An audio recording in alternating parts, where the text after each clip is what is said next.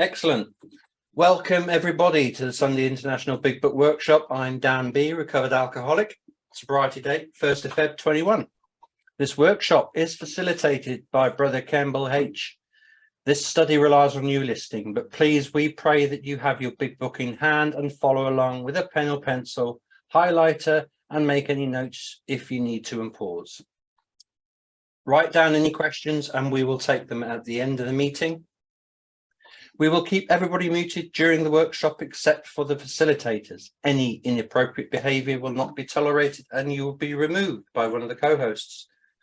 This meeting is being recorded. The audio portion only is being recorded and only of the facilitators. This will be shut down at the end of the workshop in order to preserve your anonymity. Have a fab great meeting, everybody, and how we start here is with the step 3 prayer found on page 63. Please join me.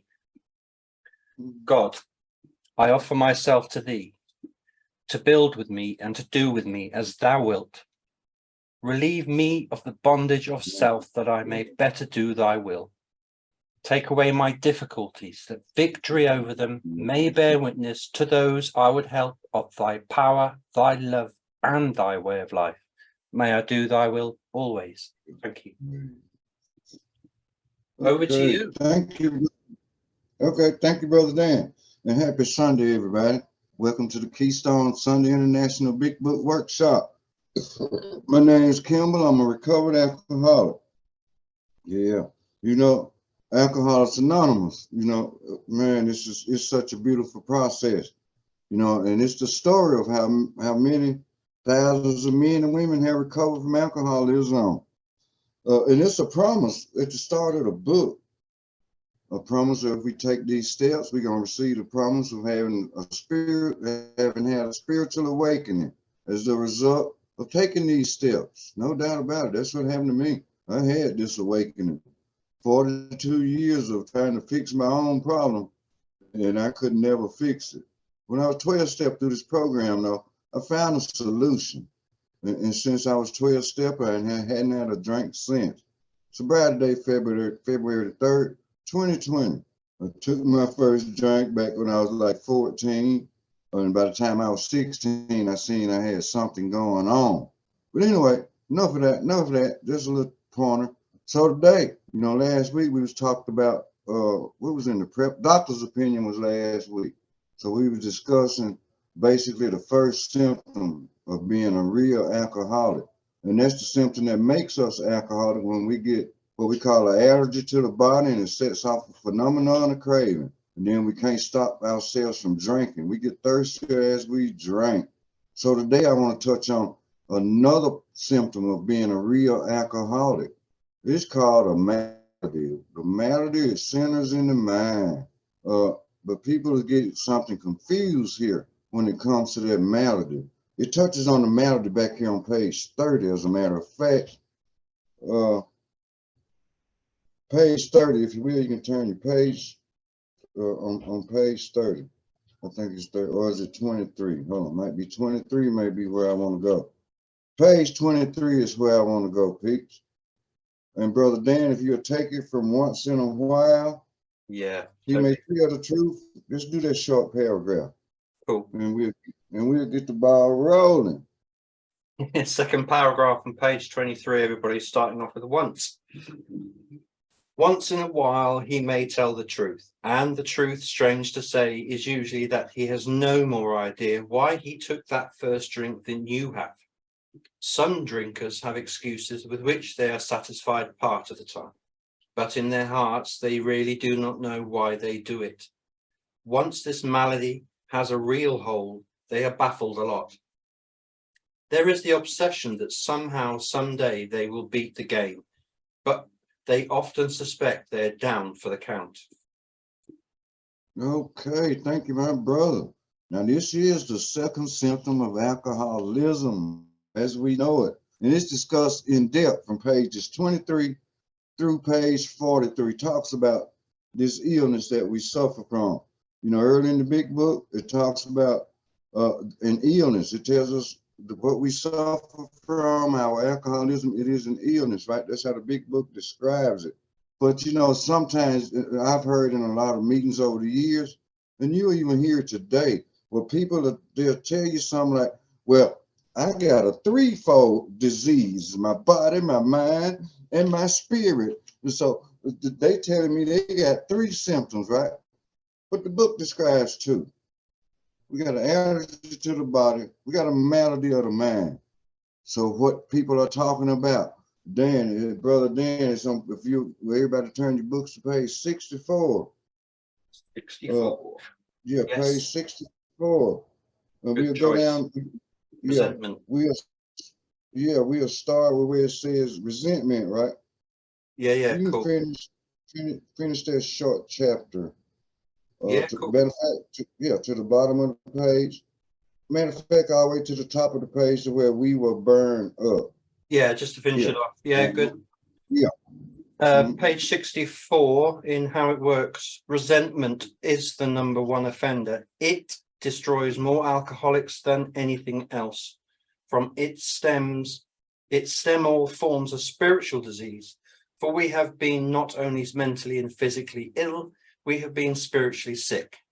When the spiritual malady is overcome, we straighten out mentally and physically.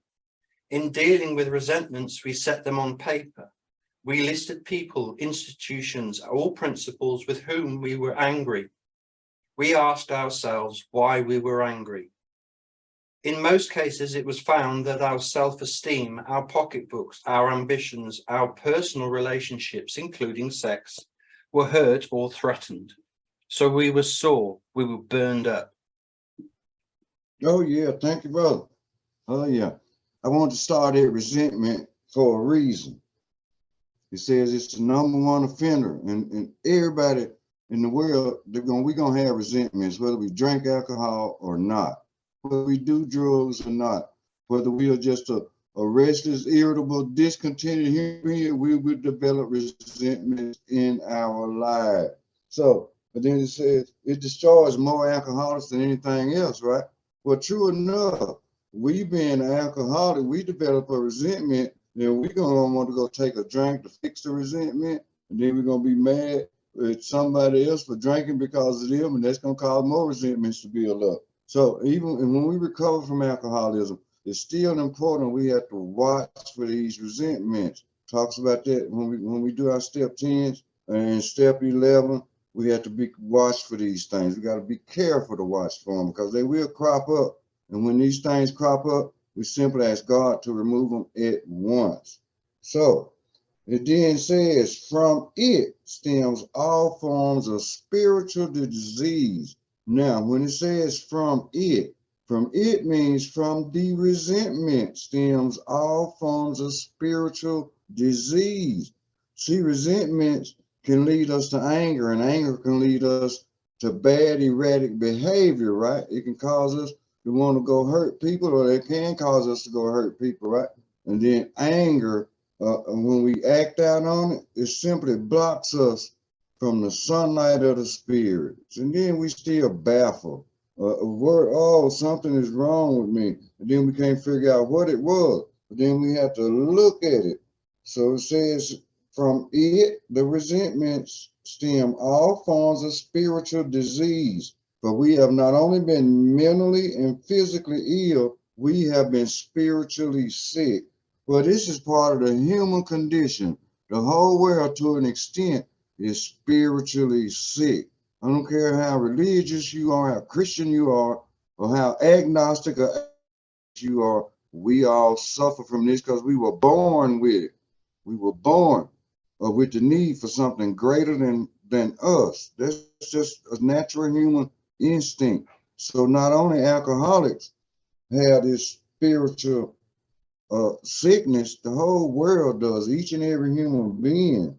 So then it goes on to say, when the spiritual malady is overcome, we straighten out mentally and physically the spiritual malady. That's the point I want to get to. And once again, like you said, we hear this stuff in meetings all the time, that I got a threefold illness or a threefold disease. My body is sick, my mind is sick, and my spirit is sick, right? But let me share this with you. Well, when you ask them, Well, what do you mean? But you got a 3-4 illness. They seem to have a firm grasp, right? They say, well, we alcoholics, we suffer from the allergy of a body and the obsession of the mind. That once I put any alcohol in my system whatsoever, it sets off a craving for more alcohol. So true. And when I'm stone cold sober at my very best, the thought will occur to me to take a drink. The thought, just a thought. See, the problem of the alcoholic is centers in his mind rather than in his body. Or sometimes I think very little about it or not at all. Yeah, Jim was a perfect example of the malady affecting him. Because he went to this place, he had no thought of drinking, mentioned several times back on page 35, and then suddenly the thought had crossed his mind that if he put whiskey in his milk, it'd be okay to drink. And then, most of all, we can come into a blackout after experiencing what they talk about on page 42 of our big book when it refers to the strange mental blank spots that we encounter. And of course, this vicious cycle of my mind, or us alcoholics' mind, it'll continuously to take us back to drink. And once we take that drink, we are doomed. Our body simply demands more, and we cannot drink like normal people once we are across the line. So, and then it puts us in a senseless series of sprees, and it makes it virtually impossible for us to stop. So, what it's saying, it's agreed in Alcoholics Anonymous that the mental obsession is a part of our illness, which leads us to the first drink, the malady. That's what they call it. But you know, the doctor this as an obsession that comes from the mind, mental obsession. Now, we don't call the obsession a symptom of alcoholism. It's simply it's pronounced in the big book as a malady. And malady is an unexplainable event, just like the phenomenon of craving. So, when it comes, see, we got to think about this stuff before we do it, right? We have to think about a drink before we do it. But just like Jim, once again, he wasn't thinking about a drink, but then the drink popped up in his mind, and he suddenly reacted to it, and then it set off the phenomenon of craving. Boom. So the body of the alcoholic is quite as abnormal as his mind. Only thing about when we put it in our body, see, the malady's job is to trick us into taking that very first drink. Then when we succumb to the desire, as so many do, this is repeated over and over again. Unless a person can experience an entire psychic change, there's very little hope of his recovery. So then we know, as alcoholics, see, we have to examine ourselves. We got to see if we qualify to be a real alcoholic.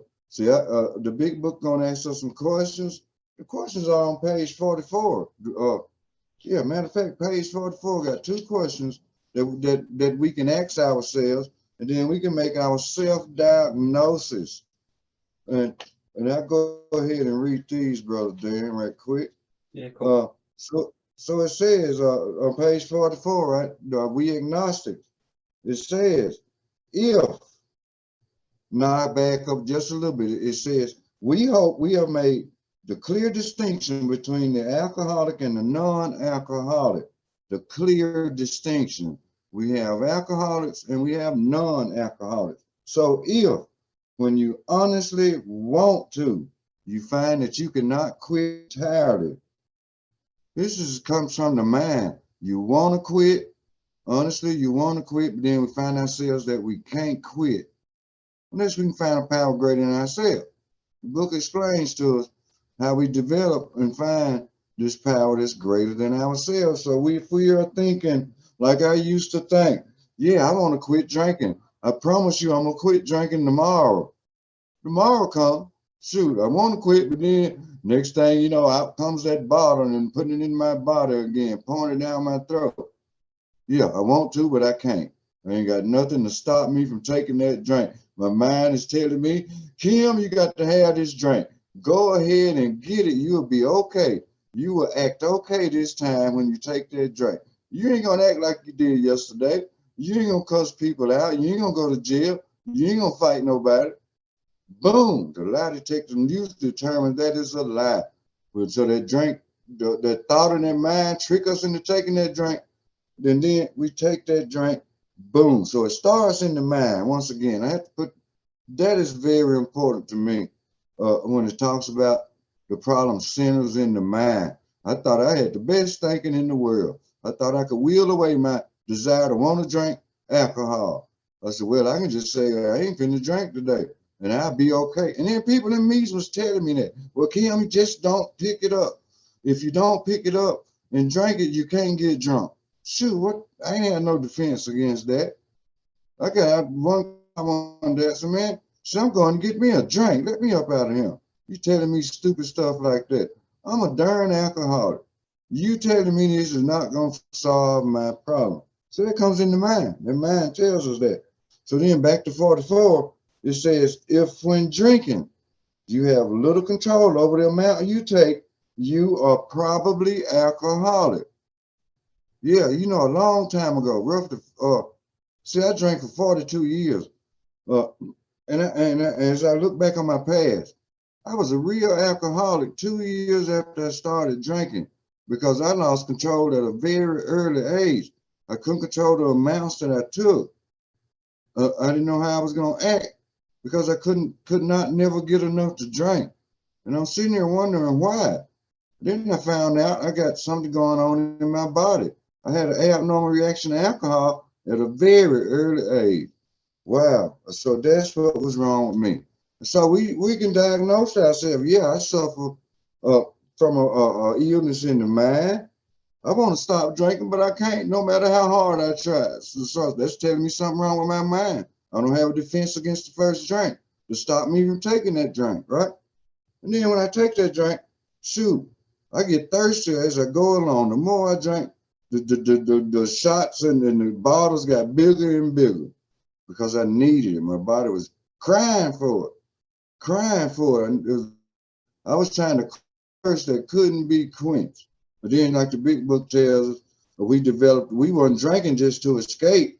We were drinking to try to solve this craving that was beyond our mental control. Mental control. Once that phenomenon of craving hit, we can't stop it mentally. No kind of way. We're going to keep going. So then the paragraph brings out, if that be the case, you may be suffering from an illness which only a spiritual experience will conquer. So true. So now, are we an alcoholic or are we a non-alcoholic? I had to quickly diagnose myself. I said, yeah, I'm a darn real alcoholic. You know, they talk about the moderate drinker and the heavy drinker on page 21, and then they describe the real alcoholic on page 21 and 22 in depth. Yes, I'm a real alcoholic. I got this thing. I can't do it alone. I can't fix myself. So I got to have something greater than my butt. But it took going through this program. Don't get me wrong. I got introduced to this program way back in 1983. Shoot, I ain't got no drinking problem. The only problem I got is I don't have enough to drink. So I'm gonna tell y'all a story. When the Army sent me to Alcoholics Anonymous in 1983, my thought, now this is what the man will do to us, right? My thought was, what, you gonna send me over to Alcoholics Anonymous? I ain't never heard of that. What they gonna do, anonymous and fill up my liquor cabinet when it get close to running dry? That was my perception of what alcoholics. I ain't know they trying to send me that tell me I need to stop drinking or no, man, I rebelled against that mess. I ain't want to hear that. Shoot, I was young, in the military, full of energy, full of fire. See, you telling me I got a drinking problem? So somebody seen I had a drinking problem way back then. Shoot, but I couldn't see it. Heck no, it's the way I live. I had to drink every day. You know what I'm saying? That's how alcohol, when they say it's carnal, baffling, powerful, no doubt about it. I never thought I could live a day without this stuff, man. But the last 3.5 years, I showed because shoot, you live so much better today without this stuff. Shoot, I lived in a darn delusion for all them years. But anyway, back to the spirituality, right? So the spiritual part, man. Look, when we were born, we have a desire for something deep within us. And as we grow older, I know I'm going to share a personal story with you just from my experience. When I got to be about 6 or 7 years old, I was a happy camper, of course, and my mom was the most beautiful mom ever in the world. My dad died when I was a year old, right? But I had a stepdaddy that was there. He took care of business. He took care of everything. But I was missing something. I was a straight A student in school, right? As growing up, straight A student. Every now and then I might get a B. So I was smart. And I was a sports fanatic. Basketball superstar, football quarterback, all that good stuff. Baseball pitcher, baseball catcher, first baseman. I had everything going in the world for me, but I had something missing, trying to fill a void within me. It was something that was missing. I grew up in the church, right? But the God I was hearing about then, man, that thing used to scare me, and I'd be trying to run from it. To shoot, God, I'm finna hide from you, man. I don't like you because you're angry. So why did you create me if you just want to punish my butt for every sin that I commit? So I felt something was off, right? That was part as I look back, this is a spiritual malady I was suffering from. On page 55 of the big book, it talks about something that's deep within, the fundamental idea of God, right? That's what it talks about. If we'll roll back to page 55, and I can tie this in right with it, where it's the second paragraph. It says, actually, we were fooling ourselves, for deep down in every man, woman, and child is the fundamental idea of God, right? So I felt this kind of a void when I was growing up. Even though I was going to church, I had a lovely, like I said, mom and dad, my sisters, my brothers. We was a tight family, close-knit family. We didn't have these arguments and beat downs and all that, but it would still seem like something on the inside of me, and I could never figure out what it was. I tried the God thing from a young age, but it seemed like God couldn't fill that void for me. Maybe I didn't have no understanding of who he was and what he could do, to be honest with you, because I told y'all I was running from that God. Shoot, man, that thing there gonna shoot down fire and brimstone on me. I don't want to know nothing about that God. So I rebelled. Shoot. And then when I took a drink of alcohol the very first time, it filled that darn void that I had been missing from the age of 6 till I turned 14. I said, now this stuff doing something to that first drink, I didn't feel no void no more. I felt like I was part of the world. I had come at last. Like Bill Wilson say, he had found it, right? Man, so that excited me. But then also it led me to start drinking more because I didn't want to feel that void that I had in me growing up. I mean, I had everything in the world growing up, everything I needed. I was successful in school, sports. I had all of this going on. But that void, when it was filled with alcohol, I knew from the first time I took a drink, I was going to drink some more because I love the way this stuff made me feel that first time. And I could not wait till I could try it again. And very early, this stuff kept progressing. I was drinking more and more. And started 2 or 3 times a week. And then it started on a daily basis. Boom, boom, boom. Then next thing you know, it started being 24 hours, 7 days a week. Then my mind changed to I had to have alcohol to function. I was suffering from a spiritual void, no doubt. But that didn't cause me to become an alcoholic. I was drinking to try to fill up something inside me that was missing. But I found today what was missing was a relationship with God. That's why I had to void all the time. But I tried to drink it away. This is the human condition, spiritual malady. Once again, the spiritual malady do not make us alcoholic. It is not a symptom of alcoholism. And it starts from several things. It can be a long list of things that this void comes from. And the spiritual malady that we suffer from, it comes from maybe low self-esteem, because it talks about something right before we get to the step 4 work. You see, it can come from our self-esteem, our pocketbooks, our ambitions, our personal relationships with other people. and then so we can get sore and burned up behind these things. But it goes even deeper than that. What about our emotions? What about how we feel? All of this is a form of spiritual disease, better known as a spiritual malady. And it baffles our brain. I know it baffles mine. But sometimes you so twisted, I would like almost have a panic attack. How can I feel this void? What needs to be done? I simply didn't know. Because Lord knows I didn't know I was an alcoholic way back then. And as the years progressed, when the illness progressed, and it was taking more and more until it beat me down, and finally when it beat some sense into my brain that I can't take one drink. It took a long time, 40 years, to realize I can't take just one drink. Something's very seriously wrong with me. Now I found out what's wrong with me. I'm a darn alcoholic. I suffer from this physical allergy,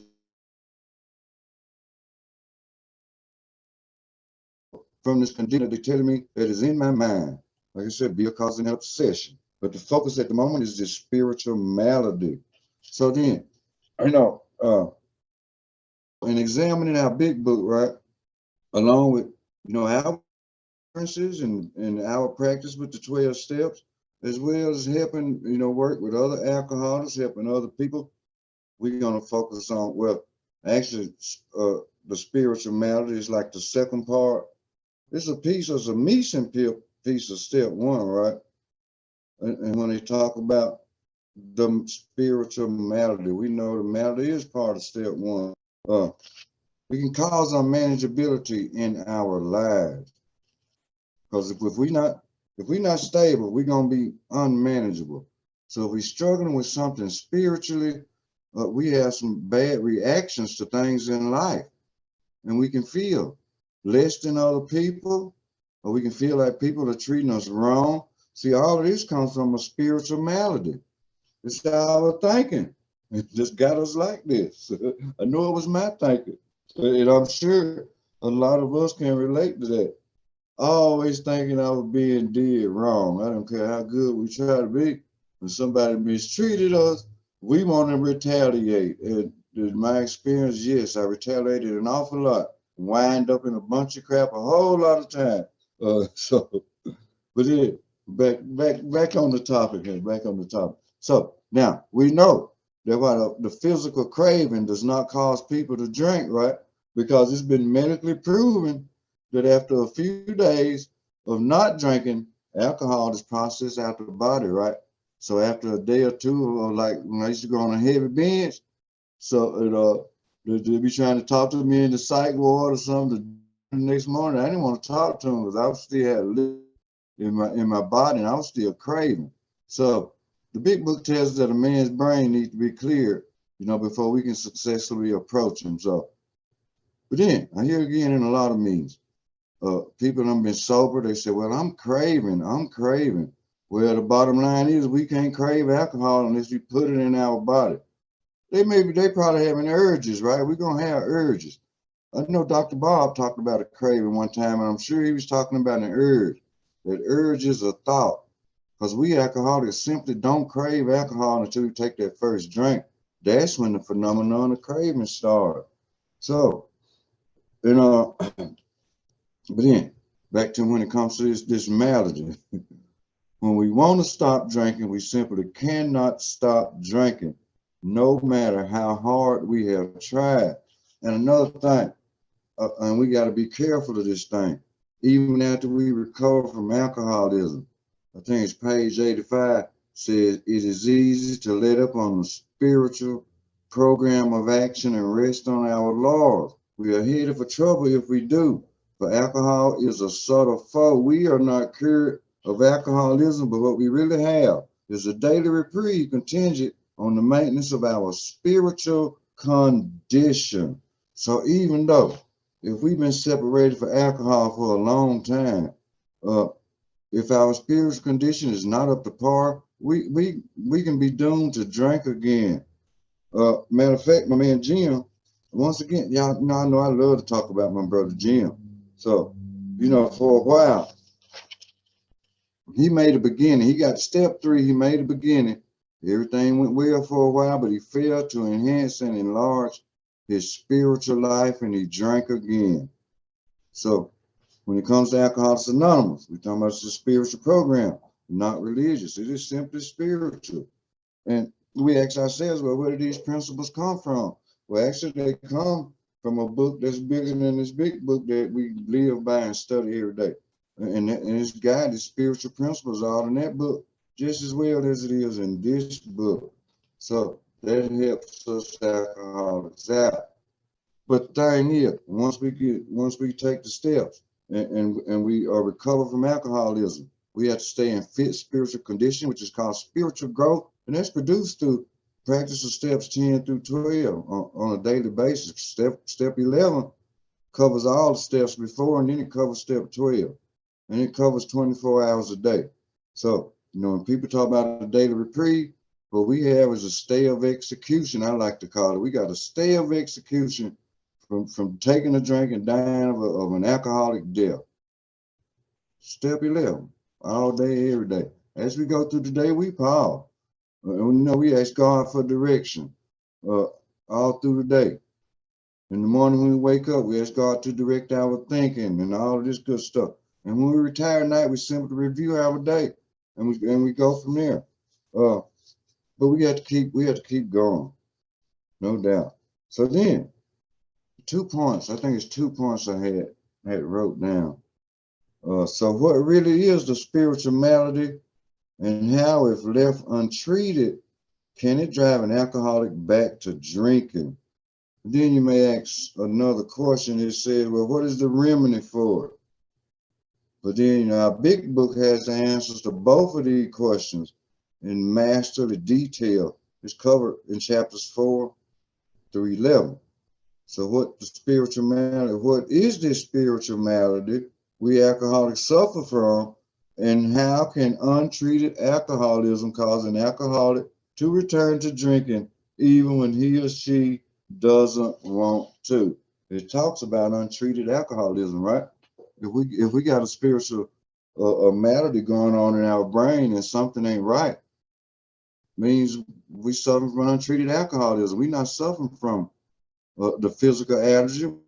We suffering from the malady of the mind, but it's this spiritual disease that the book talks about that we can be suffering from, and it can lead us back to drink. If we fail to enhance and enlarge our spiritual life, then we are in trouble, no doubt. And I know if you like me, I never back. Alcohol was killing me. I was a dying walking man. I was spiritually dead. I was basically physically dead. My body depended, my whole life depended on alcohol without any effect. It came before my breathing came. As long as I had a breath in my body, I was going to pour some alcohol down it.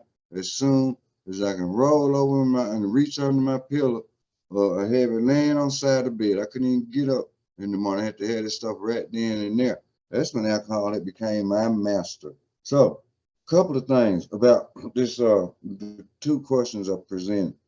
The first layer of this thing is our bodily reaction to alcohol when we put it in. Once again, that's the physical craving. It's very important that we point out this physical craving, because that is what makes us alcoholic. When we take a drink and we cannot stop. So then it talks about the insanity of the mind. This is the second symptom, but once again, the malady of the mind. And it's the thing that happens to us just before that first drink. Better known as the mental obsession, right? It talks about there is the obsession that somehow, someday, they will beat the game. So we can obsess over this thing and say, well, I was obsessed over fixing myself, right? That was my greatest obsession, self. So, the root of our troubles is selfishness and self-centeredness. So I'm thinking, I can beat this thing. I can beat alcoholism, and I ain't gonna need no help to beat it. But the lie detector told me that was a lie. If you don't take the 12 steps of Alcoholics Anonymous, or you don't find a power greater than yourself, you can recover on something outside of Alcoholics Anonymous. That's true. But for the real alcoholic like me, it took the 12 steps of Alcoholics Anonymous. But my religion didn't solve my problem. Self-made steps didn't solve my problem. Nothing else. ENA didn't solve my problem. All the other kind of A's didn't solve my problem. It took Alcoholics Anonymous to solve my problem. So then we talking about this inward condition. That's where the spiritual malady is located. It's located within us. And it can cause out something deep within our reaction, like I mentioned earlier, about self-esteem and different things like that. Thinking about our character, we can think about our flaws, and this stuff can cause us, boom, blow up. I know from my experience now, it might cause us to blow up, and then things will happen. That's when that drink is gonna come. No matter how hard I want to stop or how hard I didn't want to drink, I was simply drinking against my own will. That's just the bottom line. So then the big book talks about a couple of things. Talking about being restless, irritable, and discontented. Yes. And Lloyd says, I see you there. And then it asks us some questions where we having a trouble with personal relationships, not being able to control our emotional natures, being a prey to or suffering from misery and depression, not being able to make a living and for a happy and successful life. Then go to page 52, it talks about inability to be a real help to other people. Then page 60 and 61 talks about being like the actor who wants to run the whole show. And then page 62, now this is all this all the stuff we deal with. So Brother Dan, on page 62, I want you to read this part though. When it talks about selfishness and self-centeredness, all the way till we have to have God's help. Yeah, sure. Uh-huh. First full paragraph on page 62, everybody. Selfishness, self-centeredness, that we think is the root of our troubles, driven by 100 forms of fear, self-delusion, self-seeking, and self-pity. We step on the toes of our fellows and they retaliate. Sometimes they hurt us, seemingly without provocation, but we invariably find that at some time in the past we made decisions based on self, which later placed us in a position to be hurt. So, our troubles, we think, are basically of our own making. They arise out of ourselves, and the alcoholic is an extreme example of self-will run riot, though he usually doesn't think so. Above everything, we alcoholics must be rid of this selfishness. We must, or it will kill us. God makes that possible, and there often seems no way of entirely getting rid of self without his aid. Many of us have been moral and philosophical convictions galore, but we could not live up to them even though we would have liked to. Neither could we reduce our self-centeredness much by wishing or trying on our own power. We have had to have God's help. All right, thank you, brother. Thank you. Being driven by 100 forms of fear, self-delusion, self-seeking, and self-pity. This part of spiritual malady, right? This comes from within. Our fears come from inside of us. Our self-delusion, self-seeking, self-pity, all of this comes from the inside of us. Self-will run wild. That's all, that comes from deep within. So this spiritual malady, like I said, it's not a symptom. It's something that's within us. It's within us, all of us human beings. We all go through these very same things. I used to have fear of running out of alcohol, and that come from a spiritual malady. I used to panic behind myself. What am I doing? I run out tonight or tomorrow. Living in a delusion. That's another thing. I always lived in a delusion. I could drink like other people, right? Well, it's centers in the mind. Spiritual malady comes from the mind. They don't have it's even if you drink or not. People that don't drink, they have fears and delusions. They be self-seekers.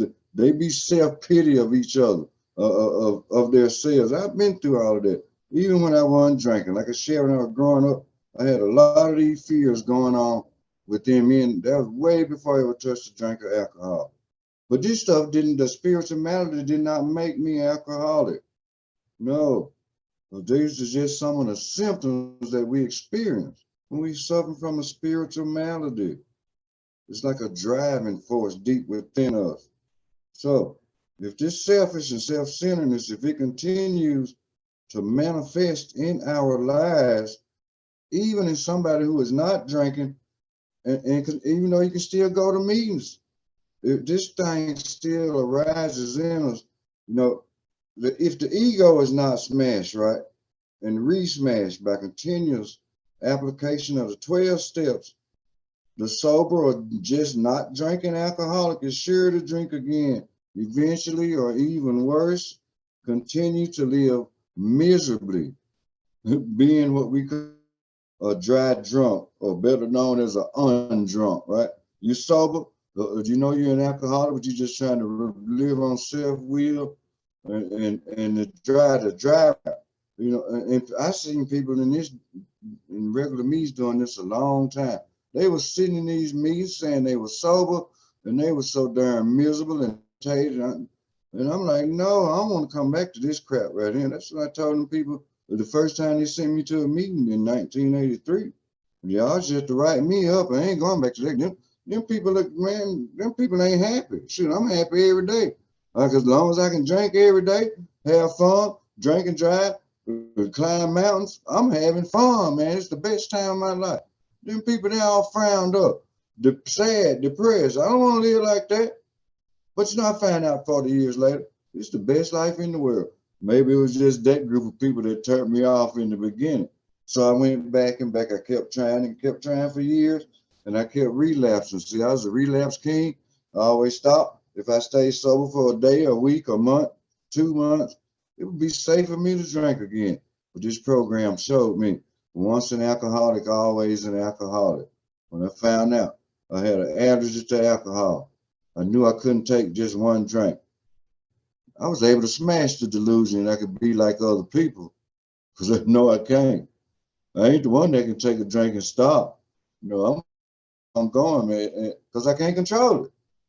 Lost all control a long time ago. So then, if we continue to keep acting out in selfishness and self-centeredness, as long as we got to focus on ourselves, we will be suffering from this spiritual malady. So the goal of the 12 steps is for us to get out of ourselves and find tap into a power that's good than ourselves, and it will simply solve our problem. I tried to rely on self, like I said, for 40 years, and kept self drunk. I couldn't make no progress. No. I didn't have understanding of what step one was, because I didn't want to take no step one. I thought I was my step one. Yeah, I was. Because alcohol was my solution to every problem in the world. Every thought came in my head, alcohol was my solution. Wow, this comes from something spiritual. It's deep down within. Once again, deep down within. And so then, after a while, when I'm talking about this dry drunk situation, we can tell people, well, at least I ain't drinking. Well, for a real alcoholic, now they might be okay for a non-alcoholic, but for a real alcoholic to say, I'm just not drinking, that ain't crap. That is no good. We got to do more than just not drink. This program has laid out a clear, precise set of directions, clear-cut directions, as they call it. And it teaches us a way to live. It is a design for living, and it works. It really does. A humongous, beautiful design for living. So, but how we do this? For me, once again, I took the 12 steps of Alcoholics Anonymous, and it set off a personality change sufficient enough for me to recover from alcoholism. And I thank God for it. 42 years of this stuff. And I pray to God, nobody ever had to suffer from this stuff as long as I did. I should have been dead time ago, but by the grace of God, He kept me alive for a reason. So grateful for it. Page 62 highlights on my mind. Above everything, we alcoholics must be rid of this selfishness or the ego. We got to get rid of the ego. We got to get ourselves. We must, or it kills us. God makes that possible, and there also seems no way of entirely getting rid of self without His aid or without God's aid. We got to have some help. I know I did. spiritual malady. I'm scared of something. I'm suffering from something spiritual. Our spirituality comes from deep within. So then on page 25, it tells us there is a solution. The solution for alcoholism and the spiritual malady as well. A spiritual experience or psychic change. Wow. That's the solution for all our problems. We alcoholic. Like I said, non-alcoholic, they don't have the experience that we have. But this big book, we got over 100 men and women with their collective experience. They showed us how to go through this thing. They showed us the problem, they showed us the solution, showed us the course of action. And then Bill talks about this fourth dimension. Yeah, we have been rocketed into a fourth dimension of existence. You know, this dealing with, say, I think around the 10th step. And we talking about the world of the spirit. It takes us beyond this physical, mental, and emotional dimensions of life.